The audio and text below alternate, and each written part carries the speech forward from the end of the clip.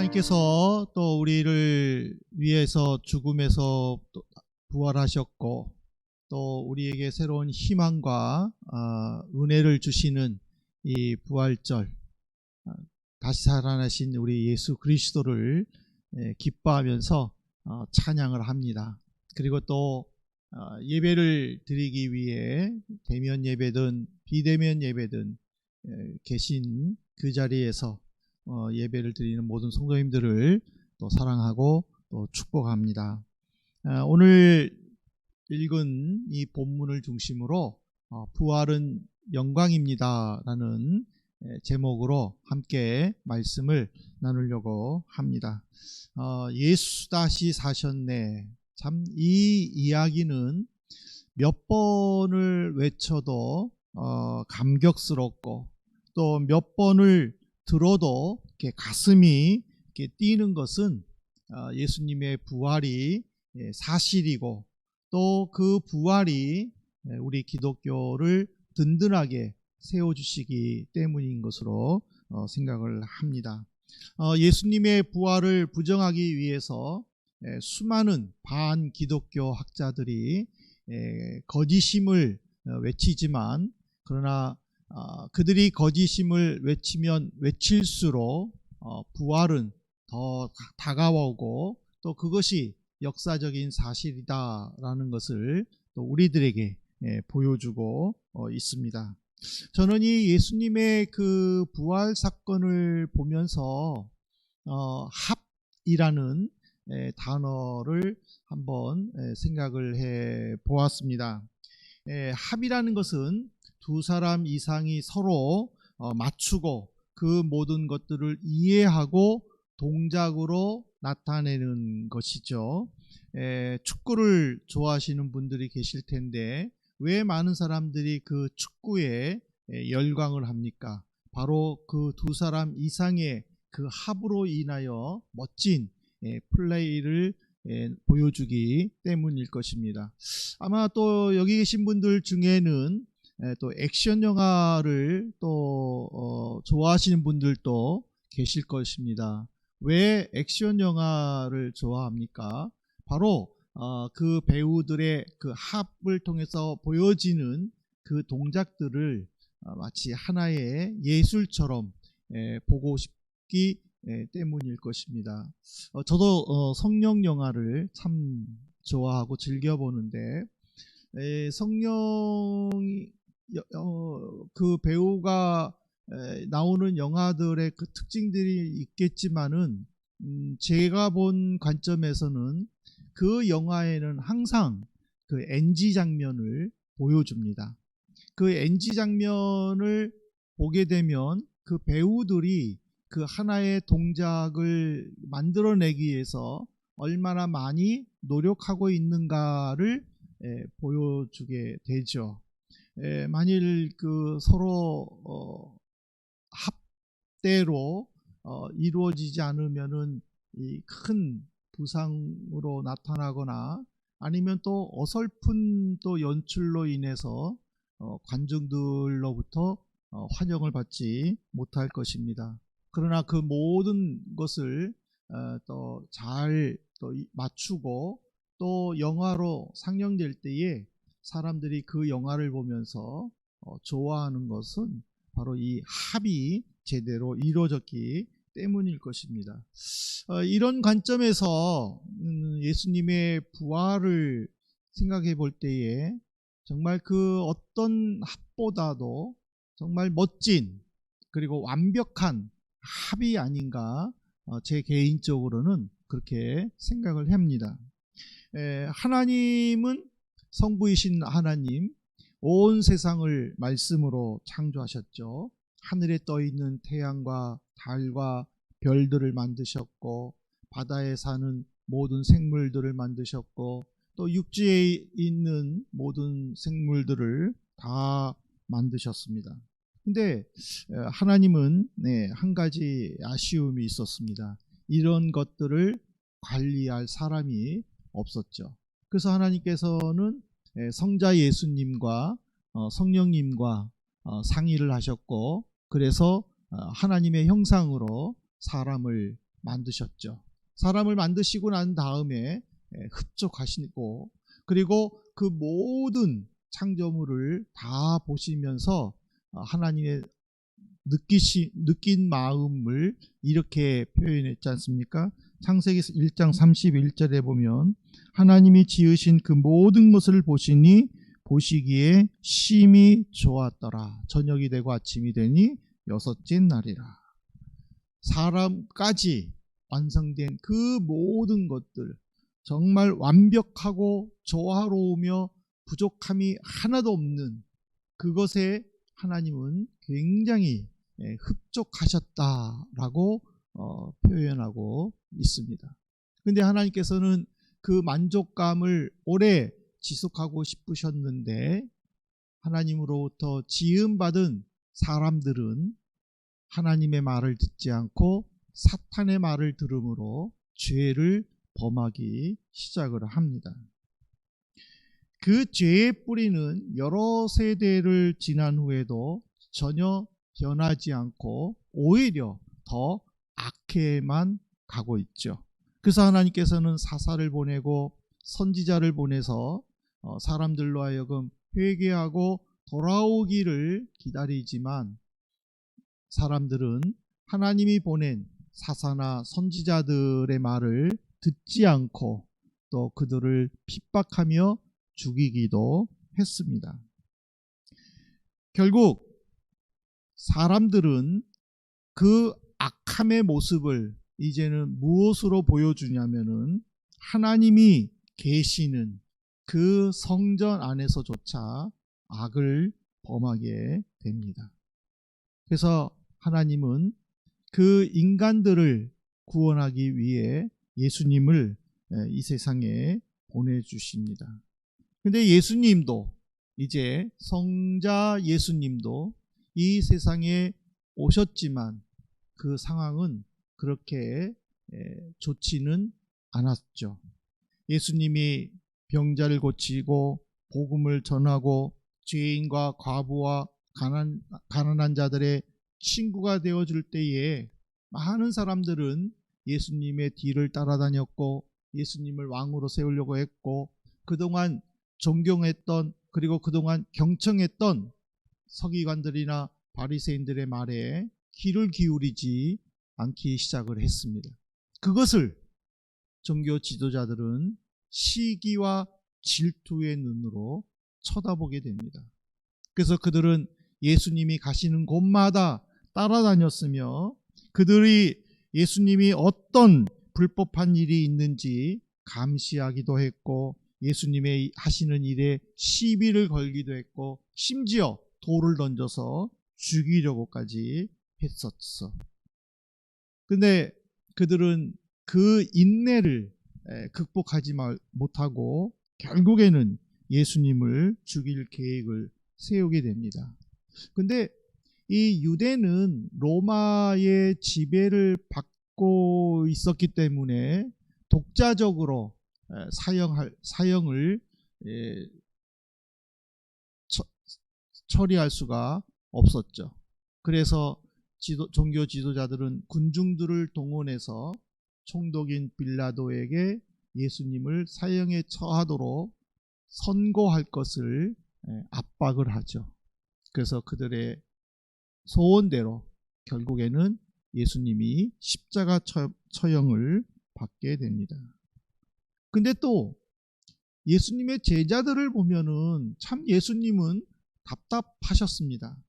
예수님께서 제자들에게 너희들은 12 보좌에 앉을 것이다 라고 하신 이 말씀을 제자들은 이제 조만간 예수님이 왕이 되면 우리는 예수님의 신하가 되어서 이 세상을 다스릴 것이다 라는 그 생각을 했죠.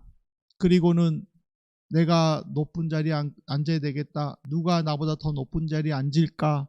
그러다가 길거리에서 사람들 보는데도 창피하지도 않는지 격렬하게 싸우기도 했었죠. 정말 안팎으로 예수님은 너무 답답하고 힘들어 예수님은 겟세마네 동산에 올라가셔서 기도를 하셨습니다. 얼마나 힘들었으면 그 흐르는 땀이 핏방울이 되어 흐를 정도로 힘들고 또 기도했겠습니까? 그런데 이번에는 더 큰 문제가 있었습니다. 바로 하나님의 침묵이었습니다. 예수님의 입장에서는 아버지이신 하나님의 침묵이 정말 낯설었습니다. 우리가 기도할 때의 답답함, 그거는 아무것도 아니죠. 우리는 뭐 가끔 가다가 응답받을 때도 있고 또 응답받지 못할 때도 있고 또 그 기도가 더 길어지고 답답한 마음들은 있지만은, 그러나 하나님과 예수님과의 관계에 있어서는 이 아버지의 침묵, 이거는 상상도 할 수 없는 일이라는 거예요. 왜냐하면 예수님이 세례 요한에게 세례를 받을 때에 하늘에서 음성이 들렸지 않습니까? 이는 내 사랑하는 아들이다. 하나님은 모든 사람들이 들을 수 있도록 세례를 받고 물 위에 올라오신 그 예수님을 향하여 내 사랑하는 아들이다 라고 공개적으로 선포를 하셨습니다. 그래서 예수님도 지도자들에게 뭐라고 말했습니까? 아버지가 일하니까 나도 일한다. 그 말은 늘 아버지이신 하나님이 아들이신 예수 그리스도와 함께 있었다라는 의미이죠. 더군다나 예수님이 이제 고난을 당하기 위해 예루살렘으로 올라가기 얼마 전에 또 베드로와 야고보와 요한 세 제자를 데리고 높은 산으로 올라가셨지 않습니까? 높은 산에서 예수님은 하얀 옷으로 변형이 되셨고 거기에 모세와 엘리야가 나타나서 세 사람이서 이야기하는 것을 제자들이 직접 볼 정도였습니다. 그때도 하나님은 무슨 말씀하셨습니까? 이는 내 사랑하는 아들이니 너희는 저의 말을 들을지어다. 이제는 불특정 다수에게 내 사랑하는 아들이다 라고 선포하신 하나님은 그 세 제자들에게 너희는 저의 말을 들어라 하고 직접적으로 말씀을 하셨습니다. 그런데 겟세마네 동산에서 예수님이 기도하실 때에 아버지이신 하나님은 침묵하셨습니다. 그 침묵은 십자가에서까지도 나타나셨습니다. 오죽하면 예수님이 어찌하여 나를 버리셨습니까? 라고 외쳐도 하나님은 침묵하셨죠. 결국 하나님의 침묵은 예수님의 죽음으로 이어졌습니다. 많은 사람들은 예수님이 죽은 것으로 판단을 했습니다. 그러나 예수님은 다시 살아나셨습니다. 그 다시 살아나심이 바로 빈 무덤을 통하여 증명해 주셨습니다. 하지만 이번만큼만은 하나님께서 예수님을 살아나시는 것으로 마침표를 찍지 않으셨습니다. 여러분들 빌립보서 2장 10절에 보십시오. 하늘에 있는 자들과 땅에 있는 자들과 땅 아래에 있는 자들로 모든 무릎을 예수의 이름에 꿇게 하시고, 하늘에 있는 자라는 것은 천군 천사들을 의미합니다. 땅에 있는 자들이라는 것은 사람을 비롯한 모든 생명체를 의미합니다. 땅 아래에 있는 자들이라는 것은 어두움의 권세인 사탄과 그의 추종자들을 가리킵니다. 이 모든 생명체들이 예수 그리스도 이름 앞에 무릎을 꿇도록 만들어 주셨다라고 이야기를 합니다. 예수님이 사역하셨을 때에는 사탄은 자기의 추종자들을 이용해서 예수님을 핍박하고 예수님을 괴롭히다가 죽였지만은, 이제는 하나님께서 예수 그리스도를 살려주심으로 사탄은 더 이상 활동할 수 없도록 만드셨다라는 뜻입니다. 이 모든 것들을 옛날에는 경험하고 나야 그랬구나 라고 알 수 있는데, 지금 이 시대는 이 모든 것을 한눈으로 다 보고 이제 이해하는 시대가 되었습니다. 그래서 우리가 부활주의를 지키는 것은 바로 그 모든 것들을 이루어진 이후에 우리가 예수 그리스도의 행복한 결말에 맞춰 박수를 보내고 즐거워하는 것이에요. 근데 하나님께서는 우리에게 요구하는 것은 관중이 되지 말라는 것입니다. 우리가 한번 영화로 다시 한번 돌아가 보십시다. 한 편의 영화가 만들어지려면은 감독이와 많은 스태프들이 있어야 되죠. 그리고 주연 배우를 비롯한 연기자들이 있어야 되고, 그리고 좋은 영화를 만들기 위해 제작사가 있어야 되죠. 투자할 수 있는. 그리고 또 좋은 시나리오가 있어야 되는 거예요.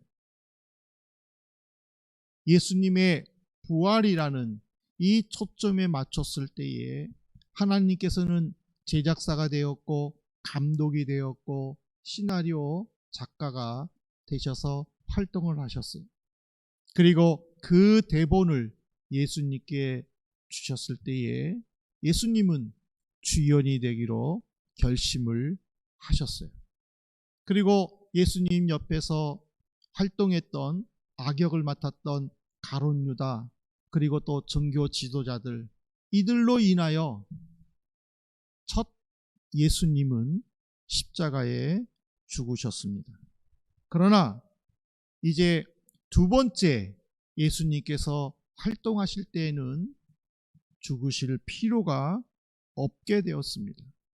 하나님은 이미 시나리오를 다 만들어 놓으셨고 이제는 천군 천사까지 동원하셨습니다. 이제 누가 남았을까요? 바로 예수님과 함께 호흡할 사람들의 연기가 남았어요. 근데 하나님은 그 연기자들을 뽑을 조건을 제시하셨어요. 빌립보서 2장 11절이에요. 모든 입으로 예수 그리스도를 주라 시인하여 하나님 아버지께 영광을 돌리게 하셨느니라. 모든 입으로 주라 시인하는 자.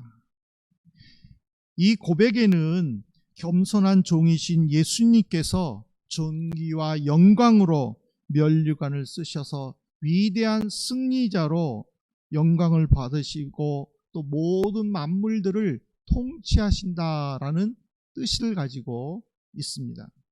이제는 이 고백을 하는 자만이 예수님과 함께 연기에 동참해서 사람들에게 칭찬받을 수 있게 되었습니다.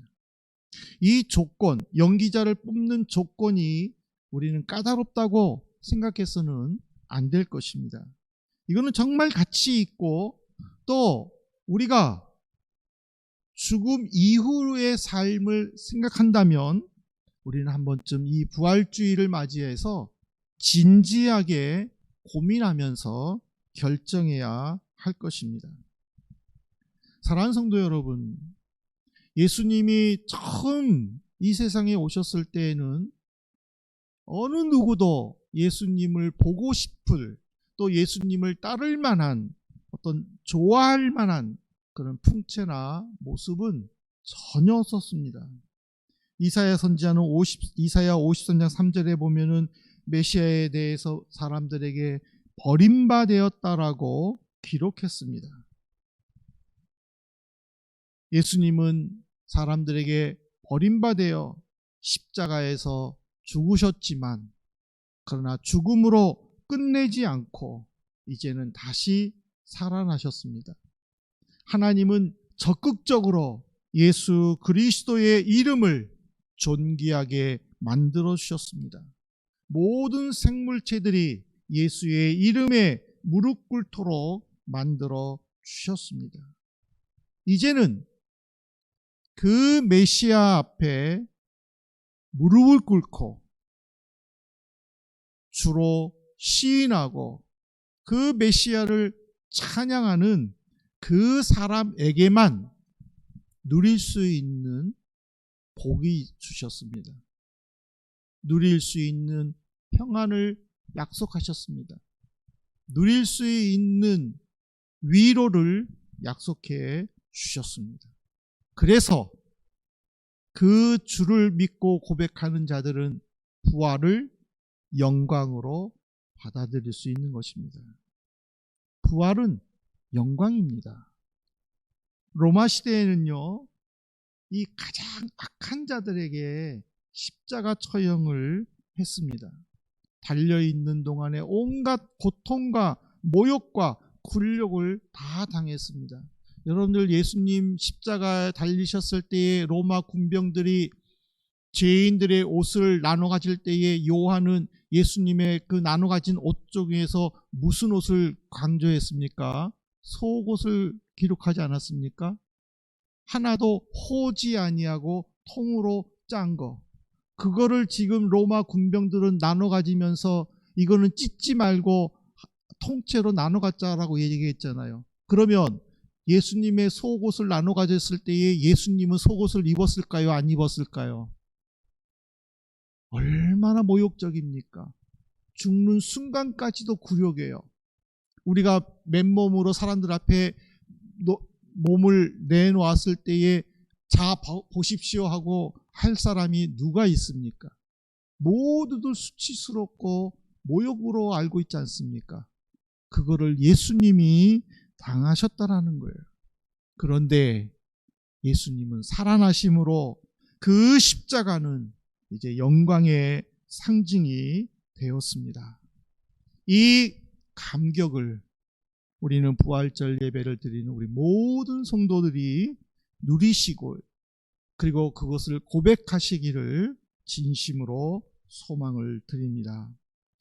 주연이신 예수님께 합을 잘 맞춰드리는 우리 멋진 조연들이 되십시다. 이제 우리의 인생의 드라마가 끝났을 때에 그리고 하나님 앞에 섰을 때에 무엇보다 감독자에게 그 감독자이신 하나님께 멋지게 연기했다고 예수님과 멋진 합을 맞춰줬다고 잘했다고 수고했다고 칭찬받는 우리 성도님들 되시기를 진심으로 소망합니다. 그래서 다시 살아나신 우리 예수님의 그 부활을 우리 모두가 찬양하고 또 믿음 위에 굳게 서고 결단하고 헌신하는 우리 성도님들 되시기를 주님의 이름으로 축복합니다.